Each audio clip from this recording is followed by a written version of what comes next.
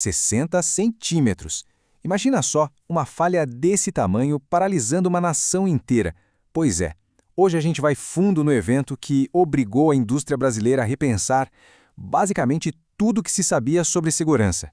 Esse é o catastrófico Caso 001, a grande lição de Cubatão.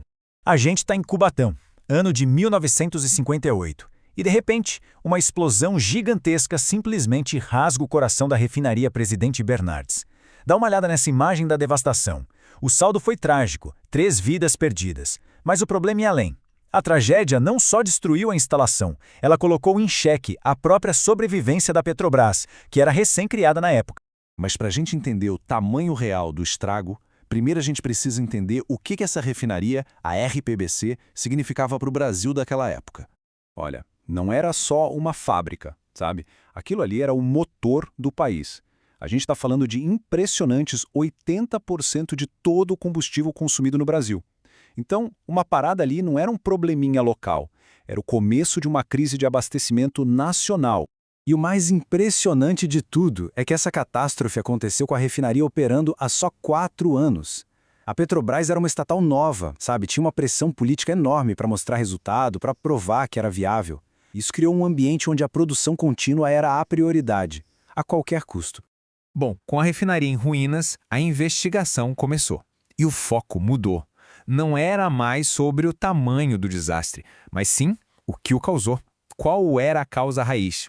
E aí fica aquela pergunta que não queria calar, que tirou o sono dos investigadores. Como é que uma instalação tão moderna, tão vital para o país, pôde falhar desse jeito? De uma forma tão espetacular e completa? E a resposta, acredite, estava num detalhe quase invisível. A investigação inteira acabou apontando para um único componente, um que passou despercebido. Um trechinho de tubulação, de apenas 60 centímetros. E aqui que a gente vê o erro fatal. Olha só, o projeto pediu um aço-liga com cromo e molibdênio, que é um material feito para aguentar altas temperaturas e corrosão. Só que, na hora da montagem, o que instalaram foi aço carbono comum. Visualmente eles são idênticos, mas para essa operação, um era a solução, o outro uma sentença de morte. Um erro de montagem, simples assim, mas com consequências, como a gente viu, desastrosas. Ok, então vamos entender agora a parte mais técnica, a ciência por trás dessa falha, para ver como um erro tão pequeno levou a uma catástrofe tão grande. A arma do crime nessa história toda tem nome, e o nome é corrosão por sulfetação. Pensa nisso como um ataque químico super agressivo, muito comum em refinarias, que literalmente come o tipo errado de aço, de dentro para fora. E as condições dentro daquele tubo eram a receita perfeita para o desastre. A gente está falando de nafta correndo ali a quase 500 graus Celsius e sob uma pressão altíssima de uns 20 quilos por centímetro quadrado. O aço carbono comum, coitado, ele simplesmente não foi feito para aguentar esse tipo de ataque químico e térmico sem parar. E aí o ponto-chave é o que aconteceu durante aqueles 4 anos. A corrosão foi comendo a parede do tubo, sabe? De forma silenciosa, sem ninguém ver.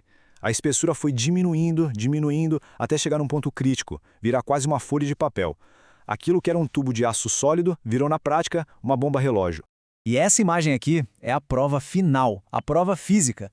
É um close-up do pedaço do tubo que rompeu. Dá para ver claramente a diferença de espessura, né? Mostra como a parede do metal foi, sem exagero, devorada de dentro para fora. Chegou num ponto que ela simplesmente não aguentou mais segurar a pressão. Então, uma falha de 60 centímetros. Foi isso que causou a tragédia.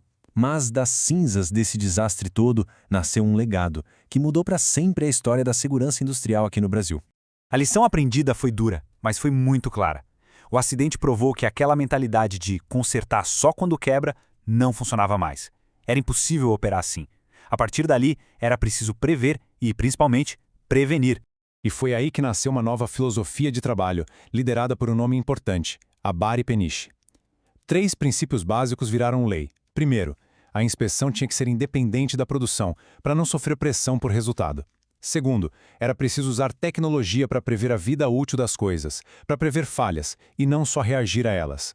E terceiro, um controle de qualidade rigoroso na construção se tornou absolutamente inegociável. E assim, de um jeito quase poético, o lugar da tragédia virou o berço de uma nova cultura de segurança. Cubatão passou a ser conhecida como a Manjedoura, o local de nascimento da inspeção de equipamentos moderna no Brasil. Uma cultura que nasceu ali e se espalhou pelo país inteiro. No fim das contas, a lição de Cubatão foi sobre um erro fatal de 60 centímetros que estava ali, escondido, mas à vista de todos. E isso nos faz pensar hoje, né? Quais são os tubos de 60 centímetros que a gente pode estar ignorando nos nossos próprios sistemas complexos?